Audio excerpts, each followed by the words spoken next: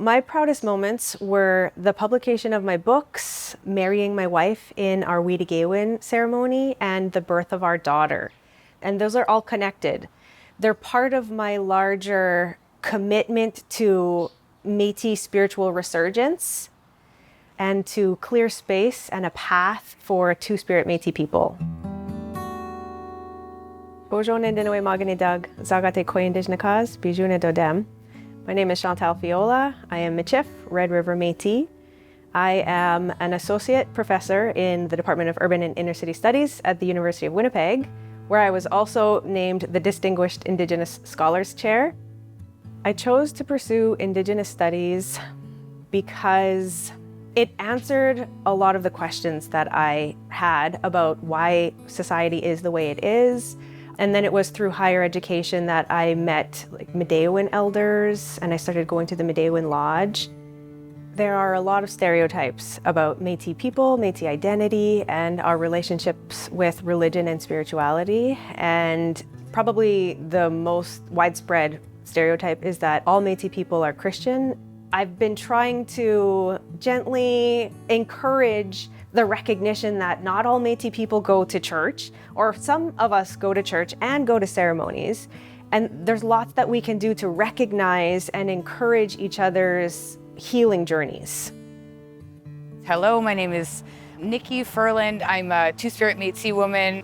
I come from the Lorette and St. Vital communities, and I live now in Winnipeg with my wife and daughter. Chantal and I were both raised in Catholic families, but that itself did a lot of harm to us, especially as Two-Spirit queer women growing up in the church. It was very difficult. It felt, like it was scary to be different.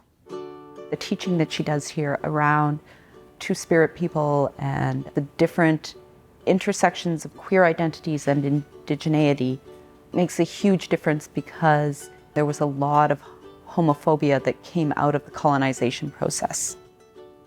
I didn't really come out until I moved to Winnipeg at the age of 17. And then when I did come out, my mother reacted really poorly because she had internalized harmful messages from the church and from government, from the justice system, the medical system.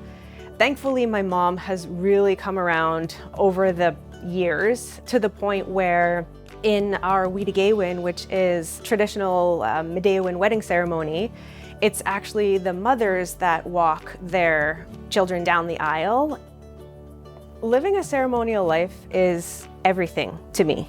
I'm really blessed to have found my life partner. My wife is also committed to ceremonies. It's sort of become this daily practice. I'll pray with tobacco, and we smudge in our house really often.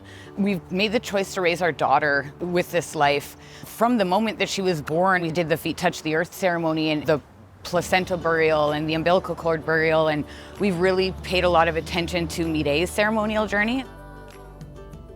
Being a member of the local Two-Spirit community gives my life meaning, helps me understand that I have a responsibility to use the gifts that I carry or to share that with others. I was working for a professor at University of Manitoba, and I was just starting to figure out who I was as a Métis person, as a queer person, and my advisor gave me Chantal's book, and it changed my life, actually. She really stands up for what she believes in, and she really engages with people so carefully and thoughtfully, but also really strongly. If I could tell queer Indigenous youth one thing, it would be you are exactly as you are meant to be. Even if it doesn't feel like that right now, even if you feel lonely, your community is waiting for you. And there's this beautiful resurgence movement that's happening.